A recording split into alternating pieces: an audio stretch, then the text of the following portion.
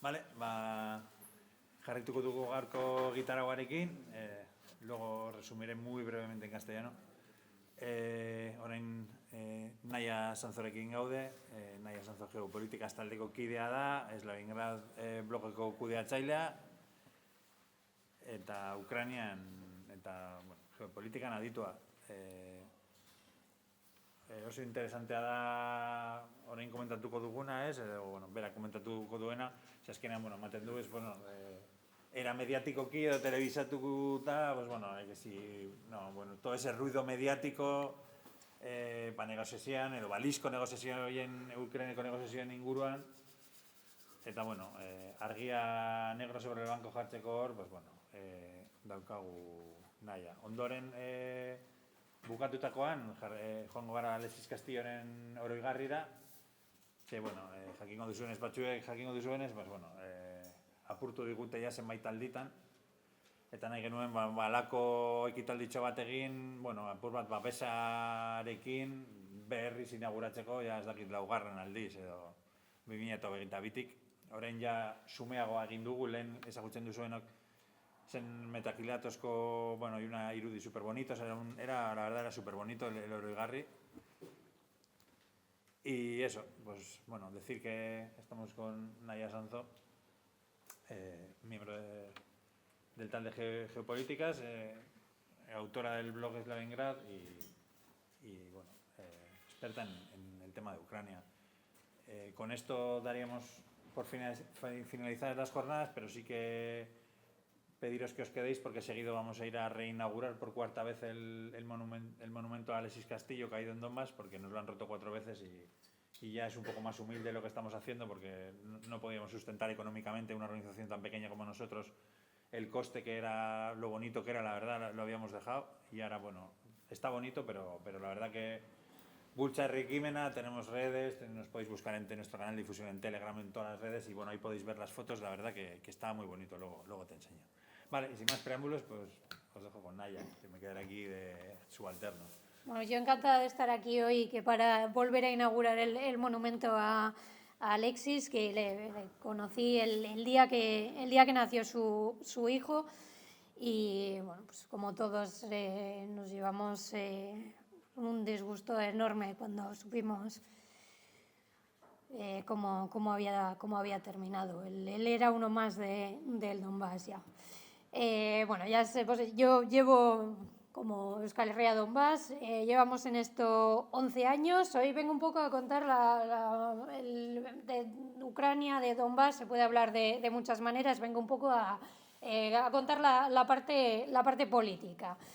La guerra no es solo cómo está el frente, no es dónde están las fronteras, no es mover piezas, mover unidades, es mucho más. Sobre todo es una enorme catástrofe para la población, pero también es un juego político en el que entran muchas piezas y del que también tenemos que hablar para saber dónde estamos.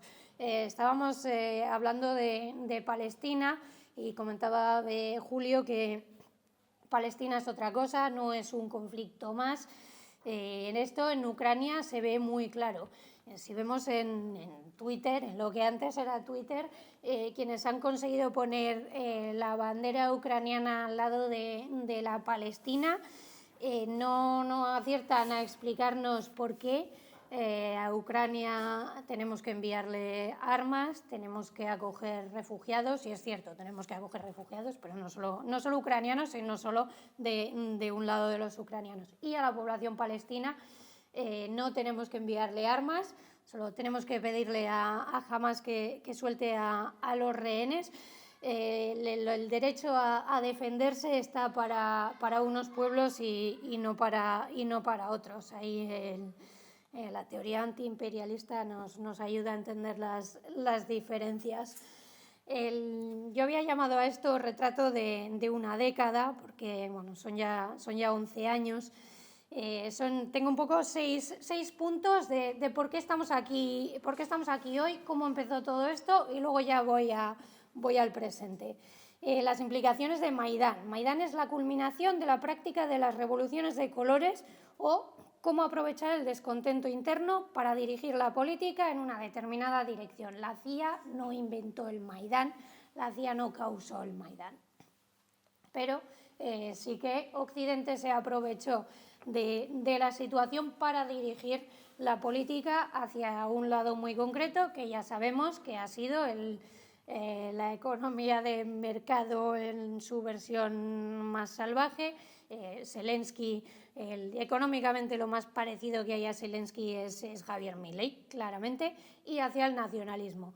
Esos grupos neonazis de los que nos hablaba incluso la BBC durante el Maidán, luego borraron ese vídeo de la web. Esos grupos neonazis empezaron como los hombres de negro en Kharkov, después se convirtieron en Batallón Azov. Decía antes en relación a Palestina que la policía siempre mal. El Batallón Azov nació ya como batallón policial dentro de las tropas del Ministerio del Interior. Batallón Azov, regimiento, brigada y ahora son dos. Está el Azov, digamos, esto es como OUN Bandera y OUN Melnik, está Azov Prokopenko y Azov Biletsky. Azov Biletsky se va a convertir ya en cuerpo del ejército, aspira a tener 50.000 soldados y ser más potente que, eso lo dice el propio Biletsky, ser más potente que el ejército británico y el francés, de los que dice que son los dos ejércitos continentales europeos más potentes. Biletsky parece que no entiende que Turquía también es al menos en parte, Europa. Ese es el principio, el Maidán. Hemos pasado pues, de un país que estaba, digamos, disputado entre este y oeste por la influencia económica a un país claramente bajo la esfera de Occidente y controlado por Occidente. No sé si habéis visto esta última semana un reportaje muy largo de sus 30 páginas en el New York Times en el que nos dice lo que hemos sabido toda la vida, que Estados Unidos es quien manda, es quien no solo pone las armas, pone la inteligencia, ayuda a Ucrania a determinar los objetivos y por lo tanto esta guerra es una guerra proxy. Eso es lo que Rusia nos lleva diciendo 11 años. De ahí que Rusia ahora esté relativamente contenta con Donald Trump precisamente porque hay negociaciones. Rusia siempre ha dicho que quería negociar directamente, vamos a decirle así, con el jefe, no con los empleados. Todo esto empezó en Maidán. De Maidán pasamos a la reacción de Moscú. Ucrania era demasiado importante como para que no hubiera una reacción. En otras revoluciones de colores no había habido apenas reacción rusa. En Ucrania sí, en Ucrania se activa rápidamente todo lo que ocurre en Crimea, rápidamente pasa a Donbass y en Donbass ya se empieza a ver cuál es esa doble vara de medir. Maidán era una revolución desde abajo en la que estaba bien ocupar edificios, estaba bien utilizar la violencia. Donbass, en cambio, no. Donbass era una invasión instigada desde fuera. La operación antiterrorista, solucionar un problema político por la vía militar. La guerra como estrategia política de consolidación del cambio de régimen. En ese momento el cambio de régimen en Ucrania no estaba consolidado y no era aceptado por todo el territorio, por toda la población del territorio de Ucrania 1991, llamémosla así. De la guerra eterna en las trincheras a la guerra de alta intensidad. ¿Por qué es posible 2022? Porque entre 2015 y 2022 lo que ocurre es una guerra de trincheras en la que Ucrania no tiene ninguna intención, ahora no, siempre lo supimos, pero ahora nos lo dicen abiertamente, no hubo nunca intención de implementar los acuerdos de Minsk, que eran, por mucho que Ucrania nos diga lo contrario, eran favorables a Kiev, ya que le habría devuelto el control del Donbass con algunas concesiones políticas, un aro por el que no estaba dispuesto a pasar un país que pretendía imponer el nacionalismo y una forma muy concreta de entender qué es ser ucraniano, es decir, nacionalista. ¿Y ahora qué? Ahora estamos en la victoria que no llega.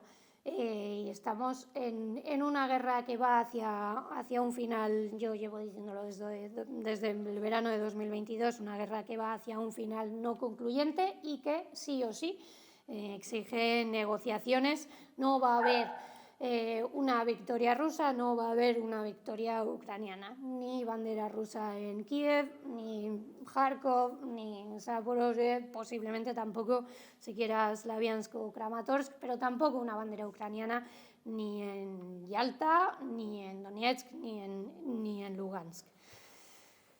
Consecuencias políticas del desarrollo de la guerra. Todo parte de un error inicial en 2022. Rusia claramente subestima la capacidad de Ucrania de conseguir ayuda externa, sobreestima sus fuerzas. Lo de las 72 horas que Rusia decía que necesitaría para capturar Kiev, eso siempre fue propaganda británica. Hablamos mucho de Estados Unidos y muchas veces nos olvidamos del Reino Unido. Si estudiamos un poco su prensa, es mucho más propagandística que la estadounidense. La capacidad del Reino Unido de aportar inteligencia es mucho más importante de lo que pensamos. Esa idea de las 72 horas fue siempre propaganda británica, pero sí que es verdad que en el momento en el que el primer convoy ruso es destruido por las autopistas camino de Kiev sin la cobertura aérea que necesitaba, cuando la guerra entra en las trincheras en Irpin, no se consigue nunca realmente sitiar ni Kharkov ni Kiev. En ese momento en que la guerra entra en las trincheras, ya sabemos que el plan inicial ruso, ese intento de hacer una especie de Georgia 2008, entrar, obligar a Ucrania a firmar lo que Rusia quería que firmara, que básicamente era la neutralidad, y salir de todo el territorio menos el Donbass, eso ha fracasado. También ha fracasado la contramedida, que era la guerra relámpago económica de la Unión Europea, esa madre de todas las sanciones que Borrell nos decía que iba a destruir la economía rusa y que iba a hacer imposible para Rusia continuar la guerra. Han fracasado las dos y por eso estamos en la situación en la que estamos, con una guerra que se ha prolongado durante 3 años. No sabemos realmente qué era lo que Rusia pensaba que podía conseguir de forma rápida, porque no podemos fiarnos de lo que nos dicen Estados Unidos o el Reino Unido, pero sí que es cierto que con los números que Rusia envió a Ucrania en 2022 y la necesidad de movilización que tuvo a lo largo de ese año, sí que podemos decir que tenían unas expectativas que no se cumplieron. En 2022 hay un tercer fracaso, que es el de Estambul. Esas negociaciones que empiezan prácticamente en febrero, la primera semana de marzo de 2022, se produce la primera reunión entre Rusia y Ucrania en Bielorrusia, síntoma claro de la debilidad ucraniana. Ahora mismo Ucrania no iría a Bielorrusia a negociar con Rusia de ninguna manera. En ese momento Rusia todavía es capaz de obligar a Ucrania a hacer cosas que no quiere, pero ya no es así en Estambul. Hay una frase que se ha repetido mucho en estos 3 años, eso de simplemente vamos a luchar, que es algo que según Ukrainska Pravda dijo Boris Johnson creo que la primera o segunda semana de abril de 2022, que se ha entendido como el Reino Unido o Estados Unidos, Occidente, con Boris Johnson como vocero, obliga a Ucrania a seguir luchando cuando ya había un acuerdo con Rusia. Yo creo que esto es algo erróneo. Lo que pasa en ese momento es que Boris Johnson está diciendo a Ucrania que va a tener al menos durante un tiempo lo que necesita para seguir luchando una guerra contra Rusia, que ya en ese momento todos saben que es común. Esto es una guerra proxy desde el minuto 1. Sabemos ahora incluso quién es la persona que ha liderado este esfuerzo desde Alemania. En Ucrania hay un Estado Mayor, pero por encima de ellos está este comando en Alemania, dirigido por el general Donahue. No sé si recordáis en 2021, en agosto, la caída de Kabul, antes incluso de que las tropas de Estados Unidos abandonaran Afganistán.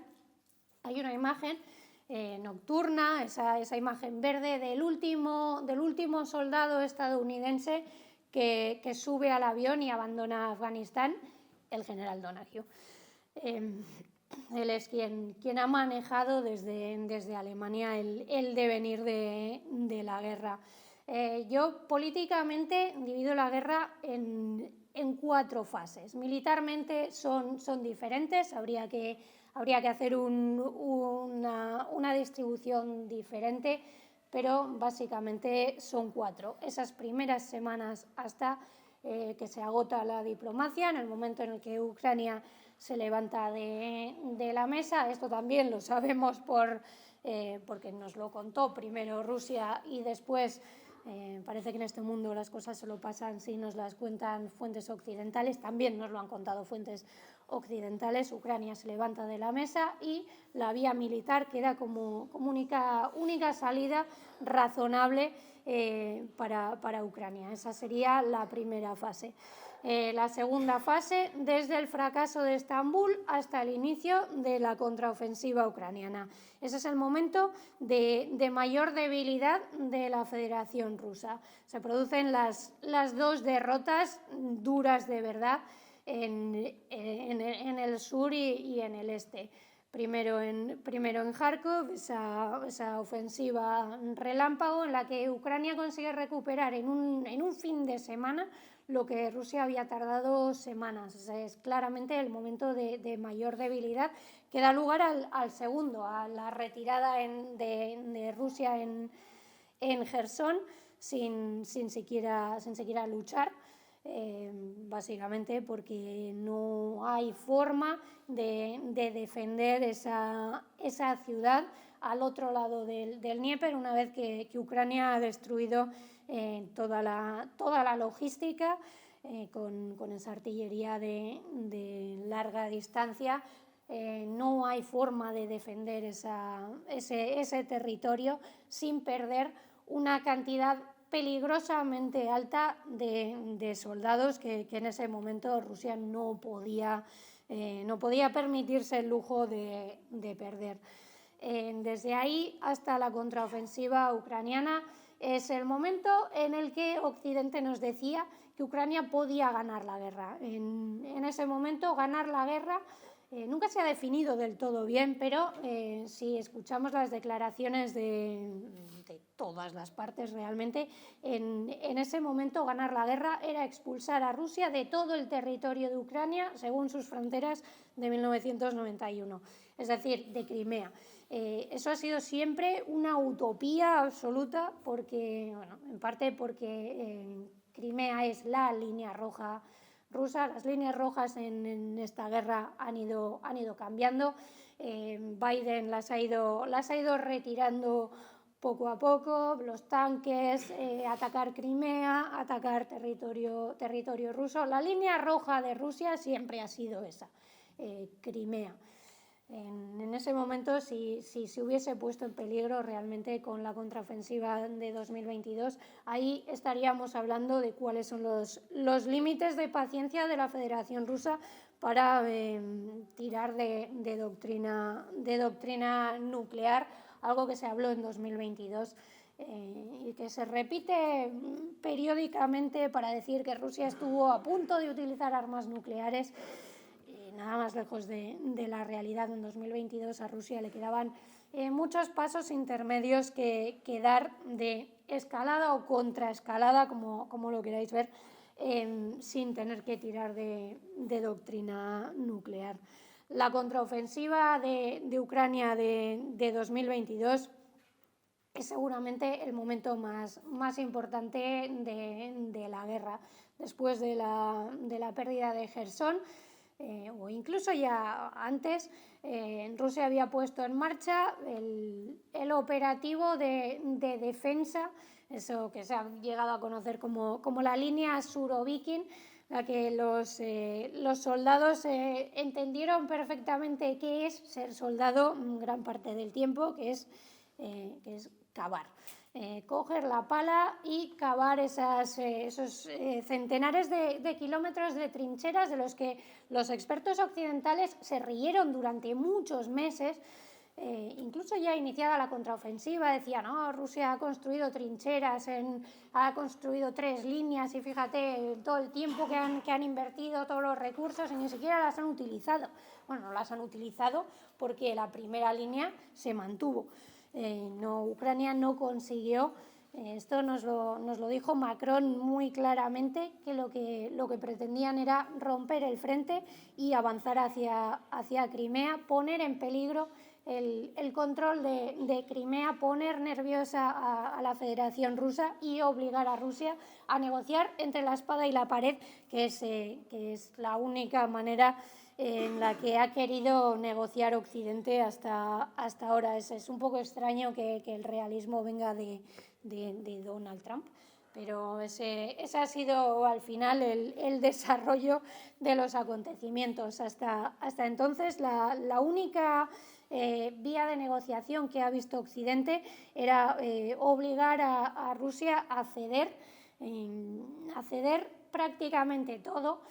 Creo que todos eran conscientes de que Rusia no iba a ceder Crimea, nadie, ninguna de las fuerzas políticas, ni siquiera lo vinculado a Navalny, estaría dispuesto a entregar a Ucrania Crimea sin estar política y militarmente derrotados.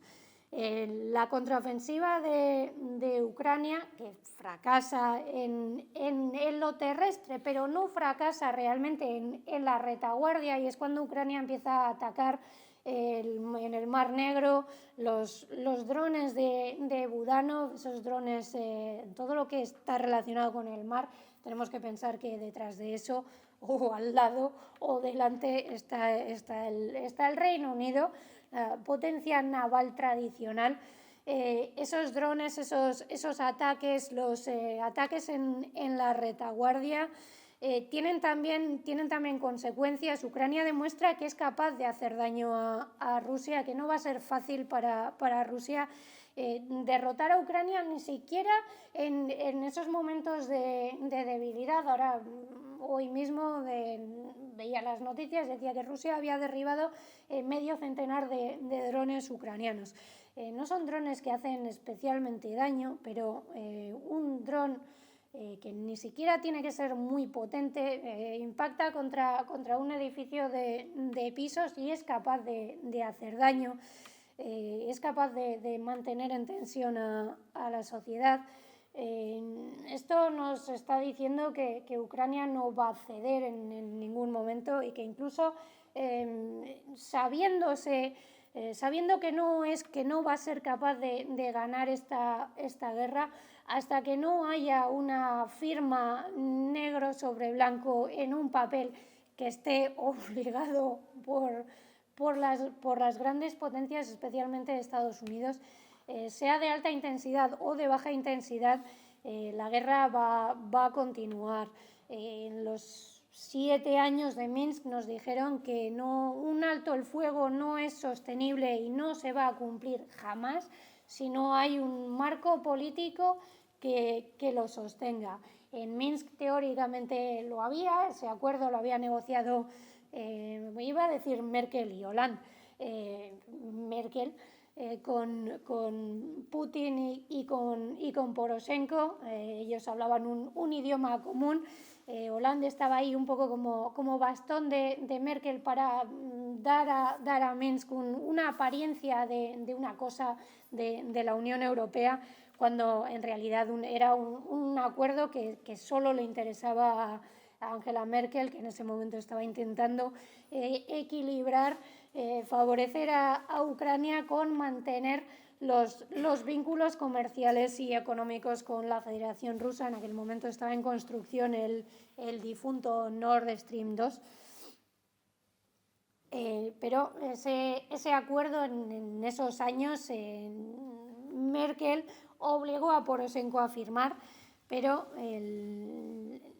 la forma que tuvo Ucrania de seguir a partir de ahí fue básicamente desde el minuto 1 intentar reescribir ese acuerdo en su beneficio y exigir a Rusia, por ejemplo, la entrega de la frontera. Eso era constante.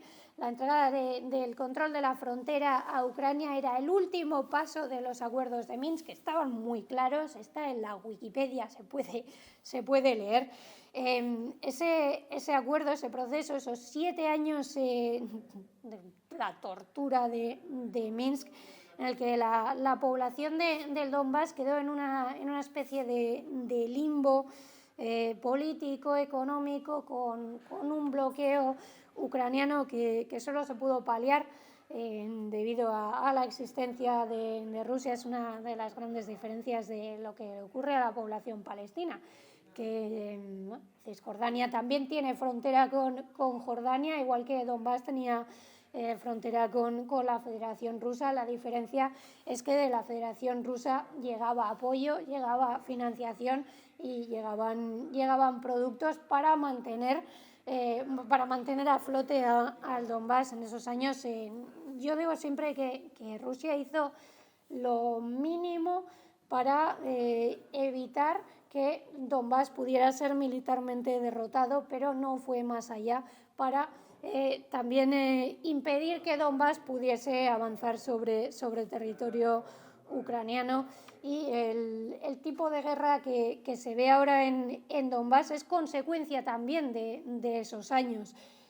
Hasta después de la contraofensiva de Ucrania de 2023 no ha empezado a caer poco a poco y con muchísimas dificultades la primera línea del frente de 2014. Alexis murió en Pesky. Recuperar las ruinas de Marinka costó meses y una enorme cantidad de recursos. Avdiivka fue un poco más. Avdiivka está prácticamente al nada de Donetsk.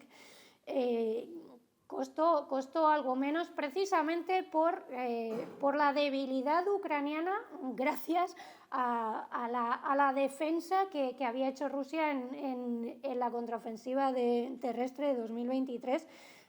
La brigada, la 47, que tenía que tomar Melitopol, era una brigada de asalto, una brigada ofensiva creada por y para Occidente. Tuvo que ser enviada a Avdiivka para básicamente cubrir la retirada, intentar evitar que Rusia pudiese avanzar rápidamente. Se llevó allí también a la tercera brigada de asalto para que cubriera la retirada de los profesionales de la 47 y que aquello no se convirtiera en un rodillo. Esa primera línea de defensa de Ucrania aguantó 8 años, fue fortificada durante 8 años y aguantó hasta Avdiivka, hasta febrero de 2024.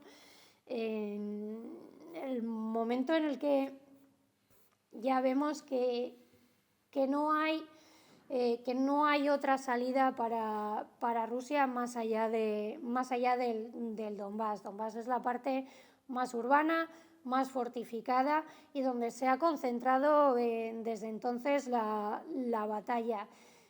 No ha habido ningún intento de Rusia de volver a cruzar el Dnieper en Jersón. Jersón quedó en el olvido. No hay una vía realista a día de hoy para que Rusia pudiese avanzar hasta Zaporozhye, la capital de una de las 4 regiones que Rusia considera propias. El intento del verano pasado en el norte de Kharkov Lo hemos dejado un poco en el olvido, pero sigue ahí. Volchansk, que está creo a 8 kilómetros de la frontera con la Federación Rusa, y se sigue luchando ahí. Cuando los países europeos nos hablan del peligro de Rusia, nos hablan de esos 800.000 millones que quiere invertir Ursula von der Leyen, no sabemos de dónde los va a sacar, para el rearme de Europa, esta especie de remilitarización del continente que ha causado 2 guerras mundiales. Nos hablan del peligro de Rusia, los servicios de inteligencia de Finlandia, por supuesto de los países bálticos, de los Países Bajos y de Dinamarca. Nos hablan de posibles ataques rusos a uno o más países de la Unión Europea o de la OTAN. Hay que recordarles siempre que Rusia no está luchando ni por la ciudad de Kharkov, ni por Kiev, ni por Varsovia. Está luchando ahora mismo por Volchansk, intentando aproximarse a Kupiansk, la parte que perdió en septiembre de 2022 en Kharkov, por intentar avanzar pueblo a pueblo y calle a calle en el Donbass.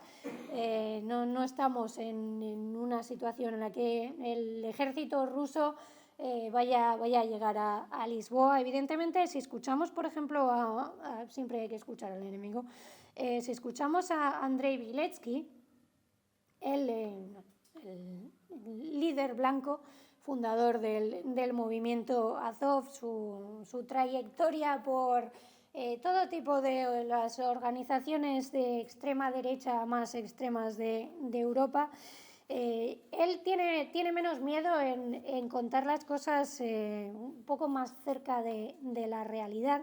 En una entrevista hace unos pocos días ha dicho que solo hay 2 ejércitos en Europa capaces de luchar una guerra moderna, son Rusia y Ucrania. Seguramente el ejército ruso tendría muchas menos dificultades con el ejército lituano o incluso con el polaco que con el ucraniano, pero para llegar al ejército polaco tendría que pasar por toda Ucrania o organizar una invasión desde Bielorrusia que los satélites de Estados Unidos se encargarían de detectar. No estamos en ese escenario, y cuando Ursula von der Leyen o Kaja Kallas, quien nos habría dicho que íbamos a echar de menos a Josep Borrell, nos hablan del peligro, iba a decir ruso, pero en realidad es el peligro de Putin, la guerra de Putin, la invasión de Putin. Putin es Rusia, aparentemente. Están en un escenario que está fuera de la realidad. Hay que ver las cosas como son. Las capacidades ofensivas del ejército ruso son limitadas. También lo son las de Ucrania.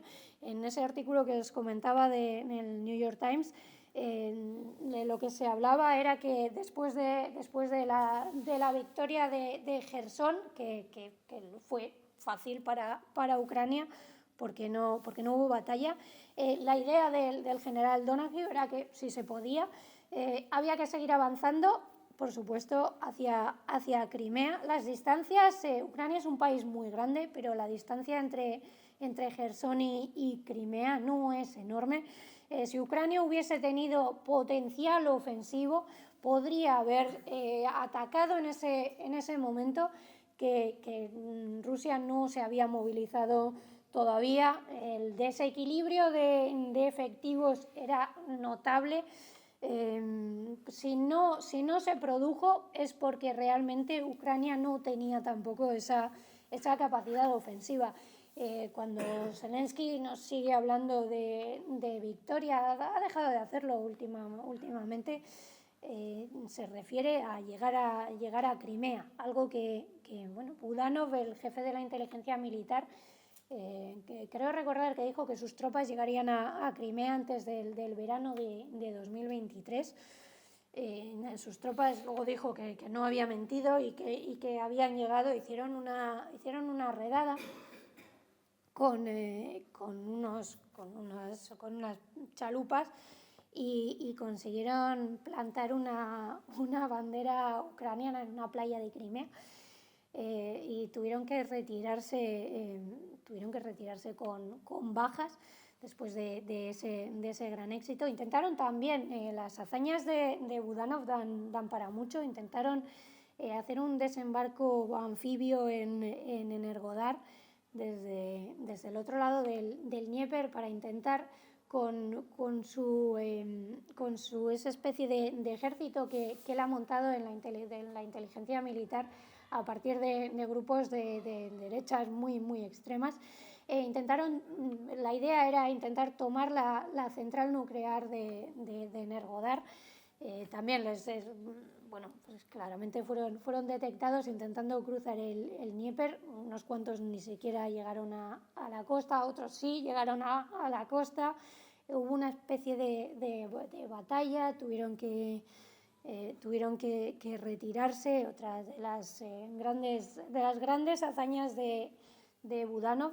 Pero no hay que olvidar que donde Budanov pone a esas tropas que son totalmente prescindibles, él tira de esos batallones que no son oficiales y que los soldados básicamente son prescindibles, porque si caen estos 4 voy a encontrar a otros 4 parecidos.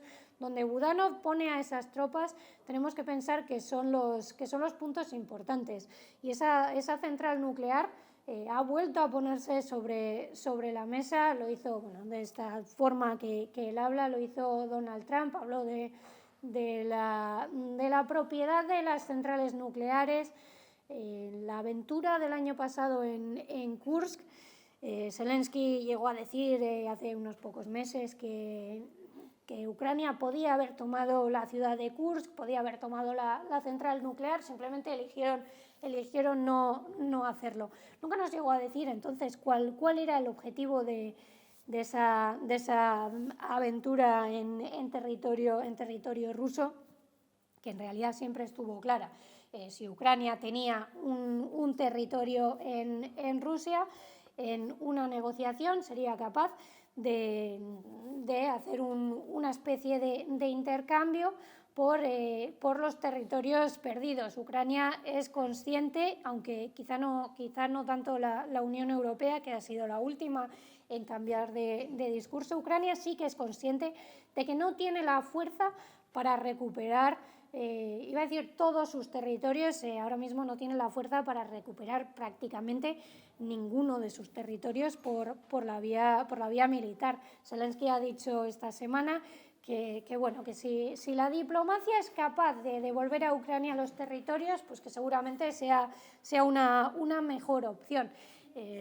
La diplomacia es la única opción que le queda realmente a Zelensky, porque muchos de los errores que Rusia cometió en 2022, y hay que ser justos, los errores fueron graves y costaron muchas vidas propias y ajenas. Esos errores, de ellos se ha aprendido, y Rusia ha sido capaz de recuperar el terreno, especialmente en aquellos sectores en los que se había quedado en el pasado y se había quedado muy atrás. Por ejemplo, en la cuestión de los drones, Rusia tuvo que pedir ayuda a un aliado, que casualmente no fue China.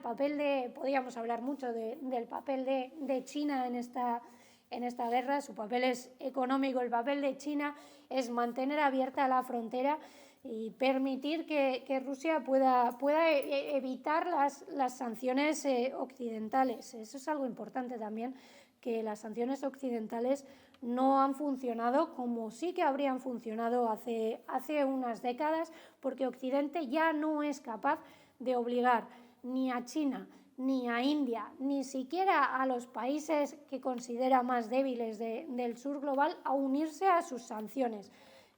Rusia ha podido sobrevivir gracias a eso, y gracias a lo que en realidad podía haber sido una debilidad militarmente. En esta guerra Rusia ha estado sola. Ha tenido el apoyo de Irán cuando lo ha necesitado, especialmente con los drones. Hace mucho tiempo que los drones ya no son iraníes. Ucrania y Estados Unidos, cuando tienen interés de meterse con Irán, hablan de los Shaheds, los drones iraníes. Rusia los produce hace mucho tiempo. Rusia ha estado militarmente sola en esta guerra, algo que podía haber sido una debilidad, pero que en realidad, a la hora de colocarnos en el momento actual, es todo lo contrario. La debilidad de Ucrania ahora mismo es que su fuerza es la fuerza que tengan sus aliados, fundamentalmente Estados Unidos. Los países europeos siguen insistiendo en la integridad territorial de Ucrania, el camino euroatlántico y continuar apoyando a Ucrania mientras sea necesario. Ese ha sido el dogma de estos últimos 3 años, mientras sea necesario. Hasta que Ucrania quiera seguir luchando, la Unión Europea va a seguir apoyando a Ucrania. El problema es que la Unión Europea no tiene la capacidad de ni la industria militar ni los países europeos tienen la capacidad de mantener una guerra como la de Ucrania, una guerra moderna de alta intensidad por sí mismos, sin el apoyo de Estados Unidos. Si recordáis, hace unos meses, cuando Joe Biden ya había perdido las elecciones, en esos días siguientes, se escribieron varios artículos en los que la tesis era que Biden tenía, no sé si recuerdo que eran 75 días, eran algo más de 2 meses para hacerlo correcto. Y hacerlo correcto era permitir que Ucrania utilizase misiles occidentales en territorio ruso y enviar el mayor número posible de misiles occidentales. En aquellos días hubo visitas de las 2 figuras europeas más importantes, o eso les gustaría, Emmanuel Macron y Keir Starmer, para pedir a Joe Biden que concediera ese deseo a Ucrania, el permiso para utilizar misiles occidentales en territorio ruso.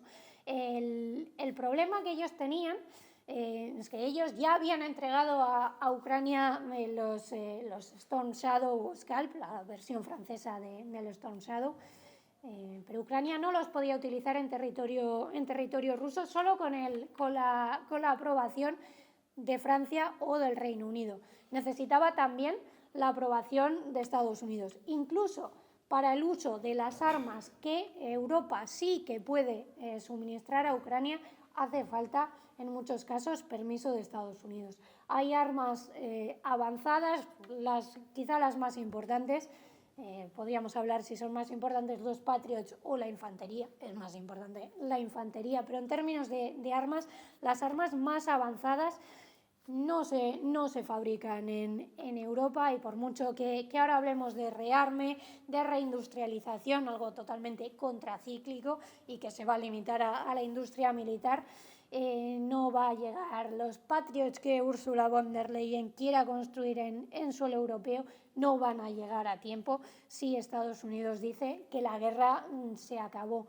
En 2022 la Unión Europea decidió que su suerte estaba vinculada a Estados Unidos, que la guerra de Ucrania era existencial para la Unión Europea. No lo era entonces y no lo es ahora, pero ese dogma se mantiene porque ahora ayuda a justificar este rearme, Macron de vez en cuando habla de autonomía estratégica. No puede haber autonomía estratégica de ningún país europeo dentro de la OTAN. Hay que ver las cosas con realismo y ser claros. No hay autonomía estratégica y sí que hay rearme, con lo cual se está dando a Donald Trump exactamente lo que pide: una Unión Europea y el Reino Unido sumisos a Estados Unidos, que van a correr con los gastos de la guerra y de la posguerra, porque esta guerra va a una paz armada que va a seguir requiriendo de armamento, quizá presencia militar, ese es el sueño de Francia y el Reino Unido. Si queréis, más adelante entramos en ello. Y va a requerir de reconstrucción económica y física de un país en el que la guerra pudo haber acabado en 2022. Kaja Kallas nos ha dicho 1000 veces que hay que seguir apoyando a Ucrania, es decir, hay que seguir luchando en la guerra hasta que Ucrania esté en una posición de fuerza para negociar. Ese momento no lo reconocen ahora y no lo reconocieron en el momento, pero existió. Fue en el otoño de 2022. En ese momento, con Rusia luchando para no perder la guerra, no estamos ya en esa situación, pero en 2022, en ese otoño, septiembre, octubre, noviembre, Rusia estaba luchando para no perder la guerra. Ese era el momento en el que Ucrania podía haber conseguido más de lo que Rusia le ofrecía en Estambul, que básicamente era devolverle todos los territorios salvo Crimea y el Donbass. No hay forma de que Ucrania vaya a recuperar Crimea y Ucrania tampoco quiere recuperar el Donbass, salvo si fuera básicamente vacío de población. Donbass para Ucrania sería recuperar a una población que considera desleal, que se ha defendido contra la agresión ucraniana, eso no lo dicen ellos, lo digo yo, con las armas en la mano, y que no iba a ser una población sumisa. Para Ucrania va a ser un problema desmovilizar a los miles de soldados de todo tipo de opiniones políticas muy tiradas a la derecha, pero habría sido un problema también tener una población a la que abiertamente odia. No sé si recordáis en 2014 como se hablaba de, creo que era Zimbabue y Luganda, como se hablaban de Donetsk y Lugansk como Zimbabue y Ruanda, todo tipo de esa deshumanización que no es tan exagerada como se hace en Israel con la población palestina, pero que viene a jugar un poco el mismo papel. Ucrania nunca iba a recuperar a esa población ni ese territorio, pero Rusia en 2022 estaba dispuesta a devolverle todo lo demás. Ese tiempo pasó y ahora mismo la paz a la que vamos va a ser una paz que no llegue de la capitulación de uno de los bandos, sino que va a tener que venir necesariamente de una negociación y de algún tipo de acuerdo. La diplomacia que está utilizando el trumpismo es de palo y zanahoria. El plan Kellogg-Flates que publicaron el año pasado, nadie le prestó especial atención, pero es lo que se está aplicando. Vincula el suministro de armas e inteligencia a Ucrania a que Ucrania esté dispuesta a negociar. Y eso lo hemos visto en el momento en el que, después de aquella catastrófica reunión en el despacho Oval de Zelensky con Trump y Vance, Trump decidió que Zelensky no estaba dispuesto a negociar la paz, cortó el suministro de armamento y cortó el suministro de inteligencia. La contrapartida es que si consideran que Rusia no está negociando de buena fe, habrá o más sanciones a Rusia, y Estados Unidos no tiene mucho margen porque prácticamente no tiene comercio con Rusia, ya queda muy poco por sancionar, pero sí que puede aumentar el flujo de armamento a Ucrania. ¿A qué paz armada nos dirigimos? Los términos están relativamente claros desde el momento en el que sabemos que la guerra ha vuelto a su fase inicial, con más intensidad, sí, pero a una guerra de trincheras en las que hay unos ligeros avances que desde hace mucho tiempo son exclusivamente rusos, pero no hay una ruptura del frente y es muy difícil imaginar que pueda haberlo. Tendrían que cambiar mucho las cosas, podrían, con una mayor movilización de recursos rusos, Ucrania tiene mucho menos margen para aumentar su fuerza, pero en las condiciones actuales la paz a la que nos podemos dirigir básicamente sería congelar el frente, que el frente se convirtiera en una frontera de facto. No va a haber reconocimiento ni por parte de Occidente ni por parte de Ucrania de la pérdida de territorios, pero sí que se puede consolidar de la misma forma que no hubo reconocimiento de la pérdida de Crimea, esa frontera de facto. La cuestión de la OTAN ya sabemos que va a quedar aparcada, no sabemos hasta cuándo. Ahí se verá la fortaleza real de Rusia, se verá ahí. ¿Qué consigue Rusia en términos de seguridad? Consigue que quede negro sobre blanco una promesa de no invitar a Ucrania a la OTAN en X tiempo. Si eso ocurre, podremos ver eso como una victoria rusa. La guerra hace mucho tiempo que no va de territorio. La fortaleza se mide, sí, en territorio, pero esta guerra, la principal exigencia tanto de Ucrania como de Rusia no está en los territorios, está en la seguridad. Y ahí está la parte más difícil. Podría parecer contraintuitivo que vaya a ser más fácil negociar cuál va a ser la frontera entre dos países que se han hecho la guerra y que ahora mismo son enemigos acérrimos que la cuestión de la seguridad, pero es así. Ahí está la contradicción más importante de esta guerra, que va a ser muy difícil resolver, que es para Rusia es una línea roja que Ucrania esté en la OTAN. Para Ucrania es una línea roja no estar en la OTAN o no tener presencia militar de la OTAN en su territorio. Y en ese juego Rusia es consciente de que ahora con Donald Trump, no porque sea prorruso, no porque tenga nada de antiimperialista, sino porque él no ve la OTAN como una herramienta de expansión de los valores occidentales como sí lo veía Biden. Es algo más sencillo llegar a un acuerdo. El discurso de Pete Hegseth de hace un par de meses en Bruselas es importante en este sentido. Él lo dijo muy claramente, el secretario del Pentágono: no es realista que Ucrania vaya a recuperar sus territorios, no es realista que de un acuerdo vaya a salir la pertenencia a la OTAN.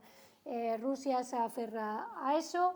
Las posiciones han dejado de ser maximalistas. Ucrania está dispuesta a renunciar temporalmente a territorios. Rusia lo que busca ya es conseguir ese compromiso de que no haya presencia de la OTAN en sus fronteras.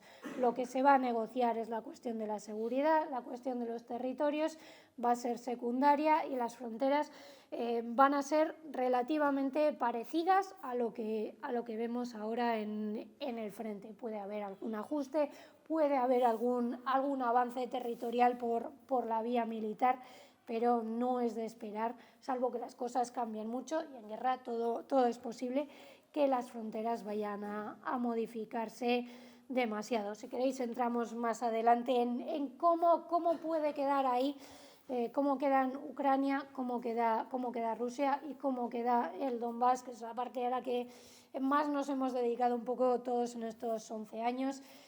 Por resumirlo mucho, la riqueza del Donbass era su industria. Gran parte de la industria ha sido utilizada, lo vimos en Mariupol, como búnker, como lugar de lucha.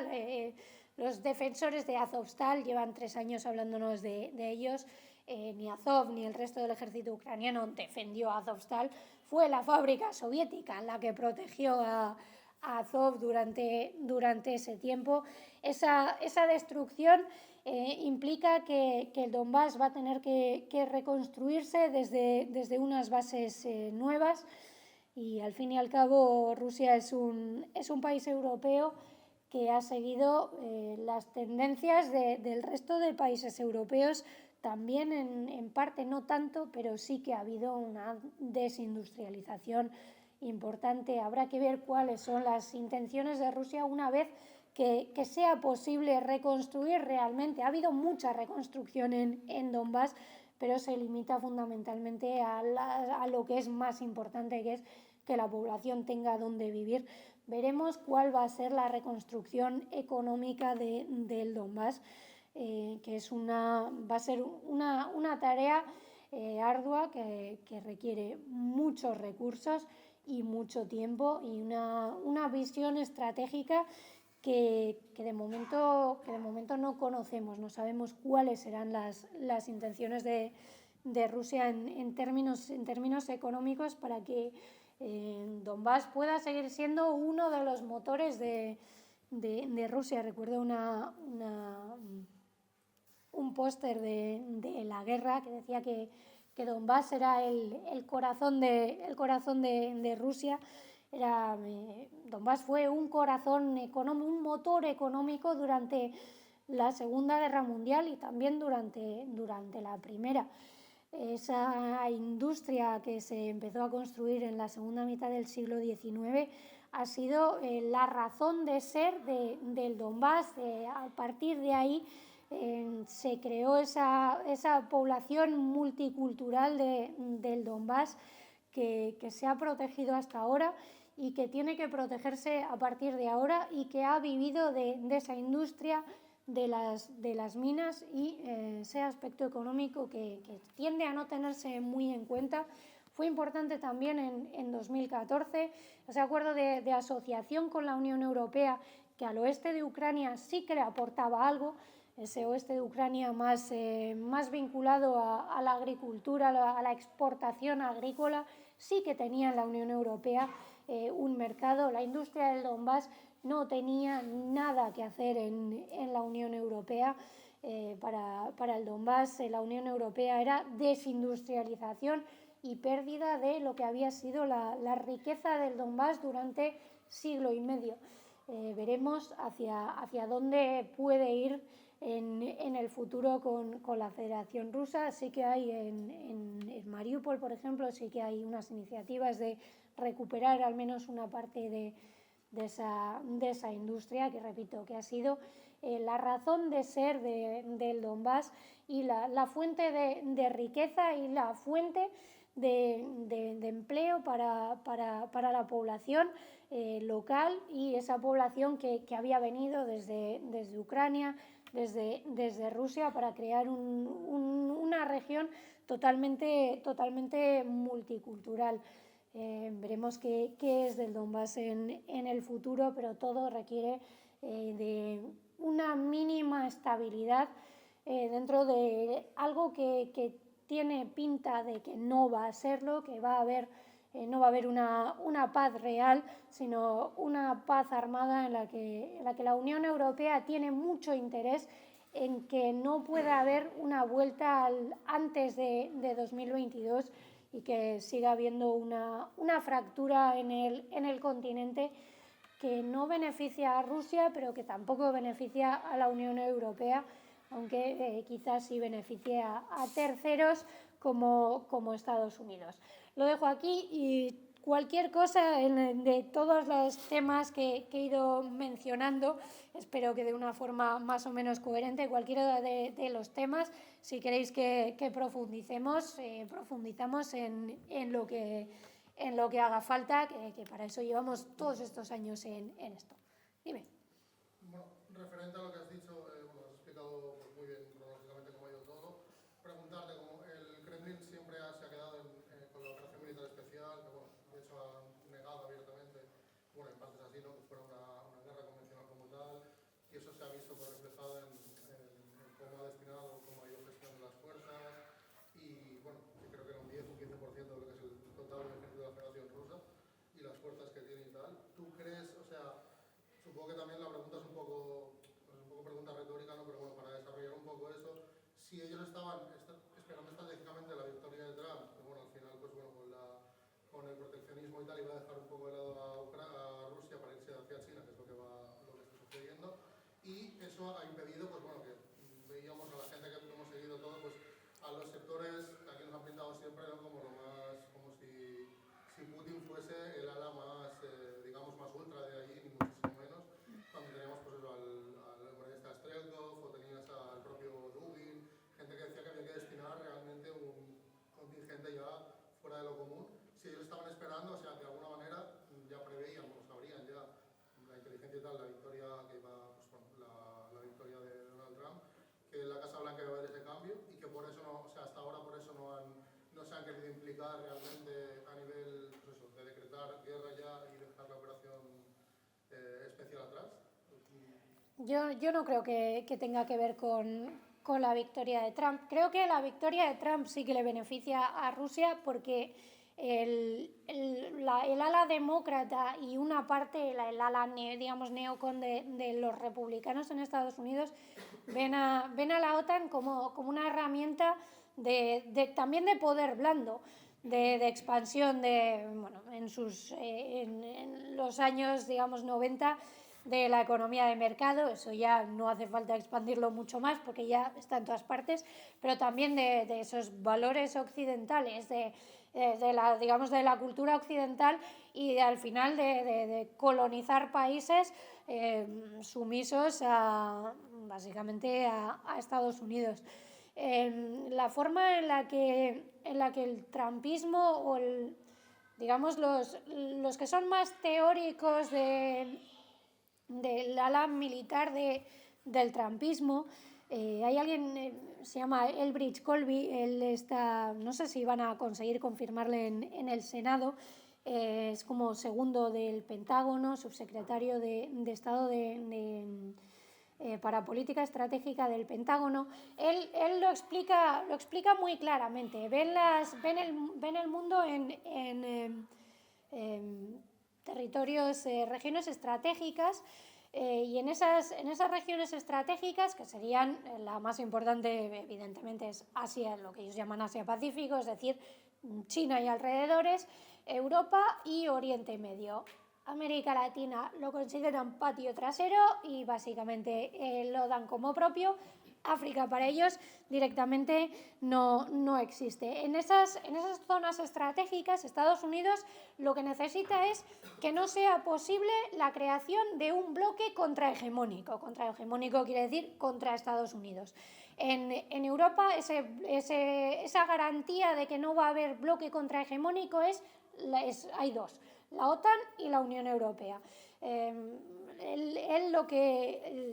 Colby lo que explica desde ese punto de vista del realismo trumpista, aunque pueda parecer contradictorio, él lo que dice es que en Europa solo hay dos países que podrían ser capaces de organizar un grupo de países que fuera lo suficientemente fuerte como para ser contrario a Estados Unidos. Son Alemania y la Federación Rusa. Alemania, por motivos históricos, pues sería más complicado, y Rusia, existiendo la OTAN, no tiene capacidad, pues ni con Bielorrusia, ni siquiera, pues yo que sé, que puedas considerar a Georgia como prorrusa, cosa que no lo es. Georgia, Armenia, no tiene margen para tener un bloque lo suficientemente potente como para compensar a la OTAN en el sentido, digamos, más pequeño. En esos bloques de alianzas que tú necesitas en las regiones estratégicas, lo que necesitas es que sean lo suficientemente grandes para que no pueda haber un bloque contrahegemónico, pero sin incluir a países que te vayan a costar dinero. Básicamente, él se refiere de forma bastante explícita a los países bálticos. Esos países bálticos no tienen ningún sentido en la OTAN porque no aportan nada y serían muy difíciles de defender, o no difíciles, requerirían muchos recursos defender si, por ejemplo, Rusia fuera por el corredor de Suwalki, cosa que no va a hacer porque sería suicida. En cualquier caso, Ucrania está en la misma posición. Ucrania no te aporta nada especial a la OTAN, pero defenderla requiere, como estamos viendo, muchos recursos. A Rusia lo que le interesa del trumpismo es eso, que no está especialmente interesado en expandir la OTAN más allá de las fronteras actuales. Eso es lo que le interesa. A la hora de decidir si declarar la guerra o no declarar la guerra, estoy muy de acuerdo con lo que decías, que nos venden a Putin como lo más nacionalista, lo más radical, lo más a la derecha. Si vemos el espectro político en Rusia, el Kremlin actúa casi como equilibrio. Si leemos las declaraciones de Dugin, claro, o nos presentan a Dugin como el cerebro de Putin. Bueno, en fin, Dugin desde 2014 no consigue mantener un empleo en la Federación Rusa. Aquellas declaraciones que le costaron el trabajo en la Universidad de Moscú, eso está claro. Yo creo que no han declarado la guerra porque hay un contrato social según el cual Rusia le ha prometido a su población que la guerra no le va a afectar tanto. Y por eso el Kursk rompe un poco con eso, porque la guerra llega muy dentro de Rusia. La movilización fue parcial, lo que se ha hecho es incentivar que haya voluntarios. Y se ha incentivado con buenos contratos. Volodymyr Ilyushenko, con un compañero ruso, Ilya Matveyev, me parece, si no recuerdo mal, ellos hablan de la guerra como redistribución. En esas zonas periféricas de la Federación Rusa que han estado económicamente más deprimidas, ahí es donde han encontrado muchísimos voluntarios, porque el ejército ha sido una salida hacia ser básicamente clase media. Ese contrato social es más importante para el Kremlin, el mantener la estabilidad, que no puedan, que la guerra no llegue tan dentro, y que no haya, que no se abra la puerta a que Ucrania pueda desestabilizar la situación dentro de los márgenes en los que se ha considerado aceptable. Creo que es más importante que la coyuntura internacional. Creo que la victoria de Trump le sirve a Rusia por esos dos motivos: porque hay menos interés en la expansión de la OTAN y por el interés que el trumpismo tiene hacia centrarse en China. Hegseth lo dijo muy claramente: Europa ya no es de interés de Estados Unidos. Estados Unidos no pinta nada en Europa desde hace muchas décadas. El problema de la Unión Europea y de los países europeos con la seguridad es que no supieron en los años 90 ver que era entonces cuando tenían que hacerse con la seguridad, ganar esa autonomía estratégica de la que habla con la boca pequeña Emmanuel Macron, y hacerlo en un momento de paz. Si quisieran hacerlo ahora, lo tendrían que hacer en un momento de guerra y con el continente partido en dos. Rusia era un país que podía ofrecer a la Unión Europea materias primas y energía, y la Unión Europea a su vez podía ofrecer productos finalizados, industria. Los intereses de Europa, entendida no como Unión Europea, sino como algo que va más allá de Alemania, de Polonia o de Ucrania, los intereses eran comunes, y eso a quien perjudicaba era a terceros, es decir, a Estados Unidos.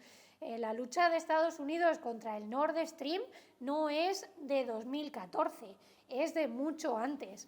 Esta insistencia de Estados Unidos a los países europeos en que tenemos que comprar más gas natural licuado estadounidense no es por la guerra de Ucrania, es por los intereses económicos de Estados Unidos. Evidentemente, para Europa es mucho mejor adquirir gas ruso, que está más cerca, y si somos tan ecologistas como decimos que somos, su huella de carbono es mucho menor ¿Por qué? Bueno, kilómetro cero no es, pero es kilómetro bastante más cercano que Estados Unidos. El papel de Estados Unidos ha sido económico y Estados Unidos ha conseguido lo que ha querido hasta ahora.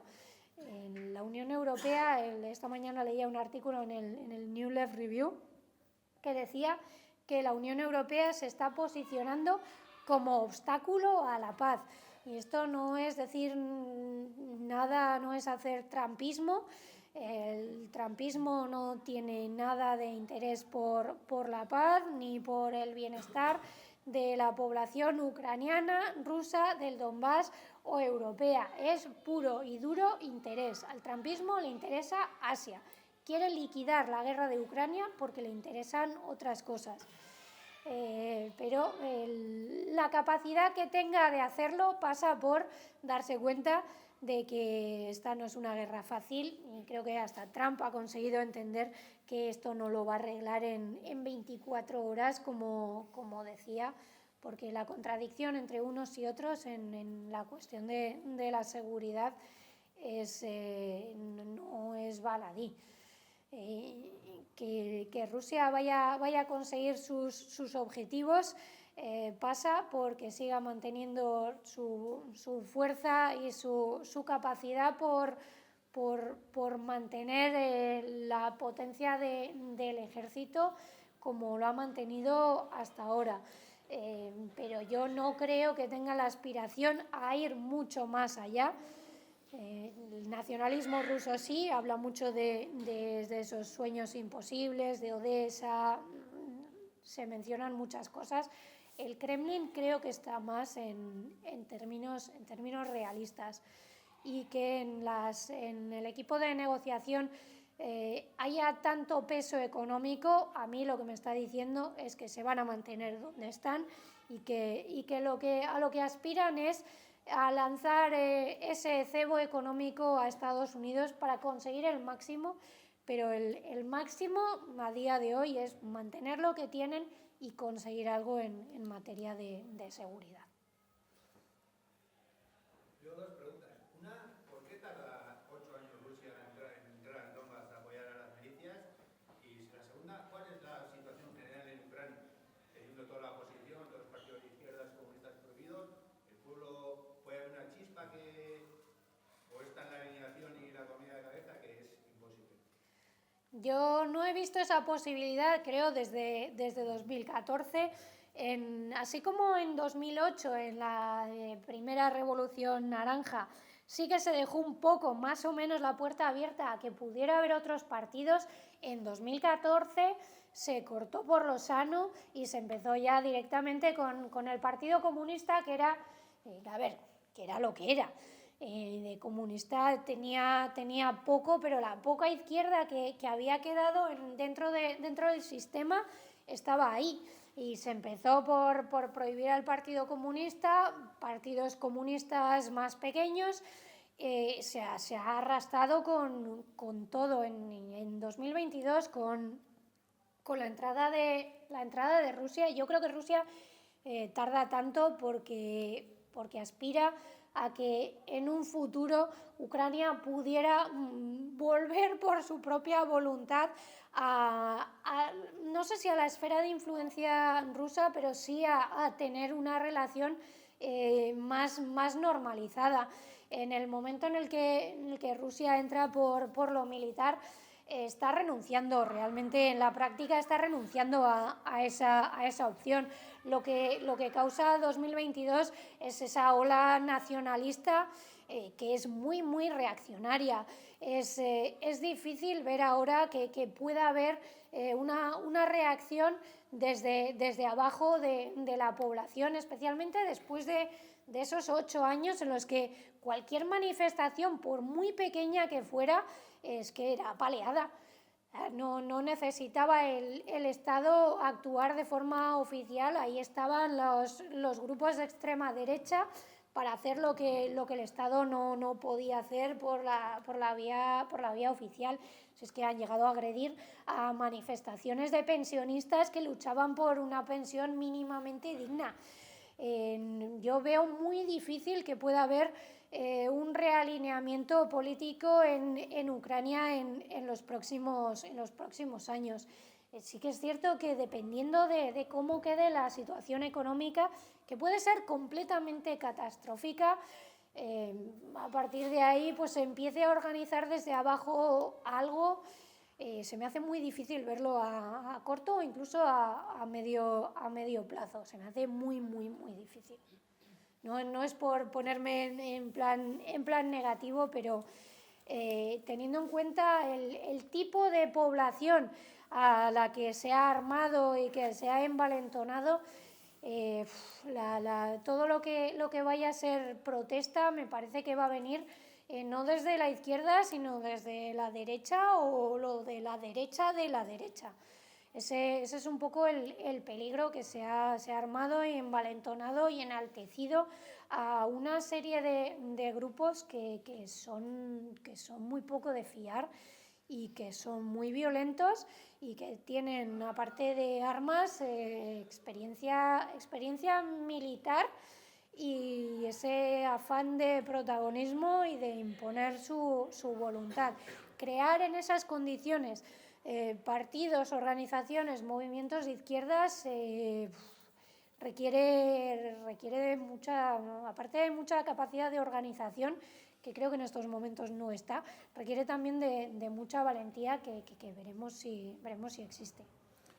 Bueno, a ver, me sabe mal la verdad, pero emplazándole a Naya para igual un sitio más céntrico en Bilbao, tenemos Cuando capacidad queráis. para ello, igual después de verano. Hablar de Ucrania, hablar del Donbass cuando haga falta. Os dejaría igual la última pregunta y cerraríamos para ir seguido sin igual romper el grupo a hacer el homenaje a Alexis y luego pues sí que reclamaría que lo recogiéramos entre todos. Bueno, son las sillitas que hay que bajar. Última pregunta si alguien tiene. ¿Es posible que Rusia hubiese tenido miedo escénico a una victoria, a una victoria o a unas conquistas de territorio más importantes de lo que ha conseguido y que la OTAN entrase de verdad? Yo no creo que me imaginaran que la OTAN fuera a entrar. Esa ha sido una línea roja de Biden desde el principio, lo de no. Esto es una guerra claramente proxy. Cada vez es cierto que se han ido moviendo la línea un poquito más hacia Rusia, pero que fueran a entrar directamente. Yo no creo que Biden ahí sí que habría tenido un poco de miedo escénico. Intentar debilitar a Rusia a través de Ucrania sí, pero que se tiraran a la piscina de un enfrentamiento directo no lo veo.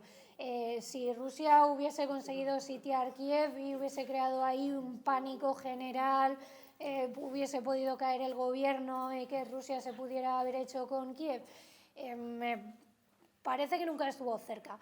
Pero en ese escenario,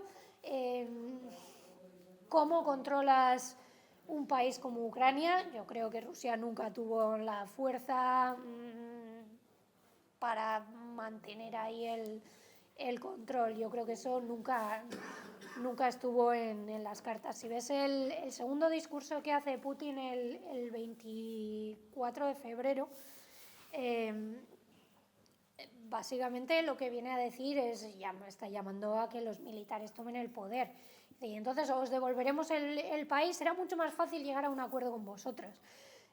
Yo creo que nunca hay intención de ocupar toda Ucrania, de ocuparse de toda Ucrania. Yo creo que lo que querían era esa parte del Donbass y que Ucrania firmara esa neutralidad. Yo no creo que nunca hubiese realmente una posibilidad de victoria más amplia territorialmente de todo el margen al este del Dnieper.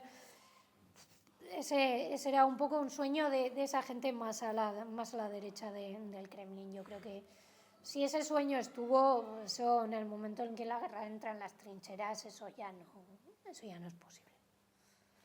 ¿Y miedo escénico? Pues quizá, pero nunca hubo posibilidad de que ese miedo escénico se pudiera hacer realidad. Desde mi opinión. Si en esa primera semana hubiese habido un mayor colapso, pues estaríamos hablando de una guerra muy distinta. Vale, es que ricasco.